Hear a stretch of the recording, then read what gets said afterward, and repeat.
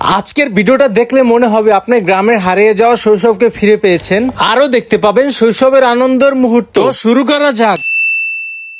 আসসালামু আলাইকুম এভরিওয়ান, আশা করি সবাই ভালো আছেন। আর ভালো না থাকলে আমার এই ভিডিওটি দেখলে অবশ্যই ভালো হয়ে যাবে। আর হ্যাঁ, ভিডিওটিকে এনজয় করতে হলে শেষ পর্যন্ত দেখতে হবে। ইদানিং প্রচুর পরিমাণে গরম পড়েছে, যার জন্য আমরা ঘরে থাকতে পারি না। গরমের কারণে এই জন্য আমরা সবাই একসাথে রাস্তায় আড্ডা দিচ্ছিলাম ও দক্ষিণের হাওয়া খাচ্ছিলাম। এখানে অনেকক্ষণ ধরেই বসেছিলাম, মাথায় কোনো প্ল্যান নেই, শুধু ভাবতাছি কি করা যায়, কি করলে ভালো লাগবে। তখন বাড়ির ছোট ভাইরা বলতাছে, ভাই চলেন কুলায় পানি জমছে, চলেন ফুটবল খেলে আসি। আমার তো কথাটা শুনে আগের দিনের কথা মনে পড়ে গেল। শৈশবের সেই মাটি, সেই পানি, সেই ফুটবল, আর কি এক কথায় রাজি। আমরা সবাই নাইমে গেলাম গ্রামের কোলায়। ওখানে গিয়ে দেখি পানির উপরে পানি, হাঁটু সমান পানি জমে গেছে। আর নাইমাই সবাই উড়াদুরা দুষ্টামি করা শুরু করে দিল। আর তো মাঠে নামতে বল পাইলো, সঙ্গে সঙ্গে কিক মারলো, আমার ফোনের কাছে পড়লো। আমি কই আসতে মার বেটা, আমার মোবাইল তো ভিজে যাইবো। অনেকক্ষণ দুষ্টামি করার পর আমরা খেলা দিলাম শুরু করি। হাঁটু সমান পানিতে বল মারলে বল যায় না গোলের দিকে। বল কিক মারতে গিয়ে নিজেই পড়ে যায় বারবার পানির ভিতরে। আর এই হাঁটু সমান পানির মধ্যে দৌড়ানো কষ্টকর, বলও যায় না, আমরাও যাই। শুধু যে যেমন পারতাছি কিক মারতাছি। দৌড়াইতে দৌড়াইতে শরীর গেছিল পুরো দুর্বল হয়ে। মাঝে মধ্যে পানির ভিতরে শুয়ে পড়ি,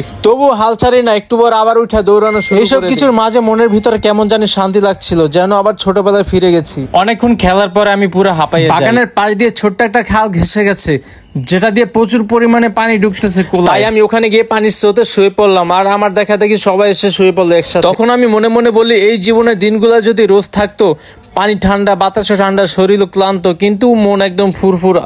অনেকক্ষণ পুরোদমে খেলার পর শরীর আর চলে না, কেউ শুয়ে পড়তেছে, কেউ বইয়ে পড়তেছে। এবার কইলাম আজকের মতো এই পর্যন্ত, আর খেলবো না, শরীর পুরো দুর্বল হয়ে গেছে। কাদা পানি চোখে সিদ্ধা যাইতে যাইতে চোখ অনেক জ্বলতাছিল, শরীর অনেক চুলকে দিছিল ঘাসের জন্য। তারপর আমরা প্ল্যান করি আমাদের বড় খালে গোসল করতে যাবো, উড়াদুরা পানিতে ডুবাবো। পরে আমরা বড় খালের উদ্দেশ্যে যেতে লাগলাম। আর আজকে আকাশের যে ভিউটা ছিল তা তো দেখতেই পাচ্ছিলেন। এ নিয়ে কি আর বলবো, জাস্ট ওয়াও। কিছুক্ষণ হাঁটার পর আমরা চলে গেলাম আমাদের বটগাছ তলার ঘাট পারে। খালে গিয়ে আর কোনো কথা নাই, সবাই একসাথে দিলাম ঝাঁপ। কেউ ডুব দিচ্ছে, কেউ ঝাঁপ দিচ্ছে, কেউ সাঁতার কাটতেছে। তখন শরীর পুরো চাঙ্গা হয়ে গেল। তখন এলাকার প্লাবাইন গুলা বলতাছিল, ভাই তুমি ঢাকা থাকো না, তুমি আমগো লগে থাকো, মোরা দৈনিক কেমনে অনেক ভিডিও বানাবো, এরপর দেখবা তোমার ইউটিউব চ্যানেল ভাইরাল হয়ে যাবে। আমি বললাম, ভাইরে থাকতে তো চাই, কিন্তু পরিস্থিতি আমাকে থাকতে দিবে না, গ্রাম থেকে শহরে যেতেই হবে। ইনশাল্লাহ পরিস্থিতি যেন আমাকে গ্রামে নিয়ে যায়, কারণ আমার গ্রাম খুব ভালো লাগে, সবের আনন্দে সবসময় মেতে থাকতে পারি। তো এই ছিল আমাদের আজকের গ্রামের হুট করে ফুটবল ম্যাচ আর খালে গোসল করা। জীবনের সবচেয়ে সুন্দর মুহূর্ত গুলো এমনই, আগে থেকে প্ল্যান না করলেও বেশি মজা হয়। আপনারাও যদি এই ভিডিওটা দেখে একটু হলেও হাসেন, একটু পুরোনো দিনের কথা মনে পড়ে, তাহলে ভাই একটা লাইক দিবেন, সাবস্ক্রাইব করে আর কমেন্ট করে জানাবেন ভিডিওটা কেমন হয়েছে। এরকম ভিডিও ভালো লাগলে অবশ্যই সাবস্ক্রাইব করে পাশে থাকবেন। ইনশাআল্লাহ এর থেকে ভালো কিছু দেওয়ার চেষ্টা করব।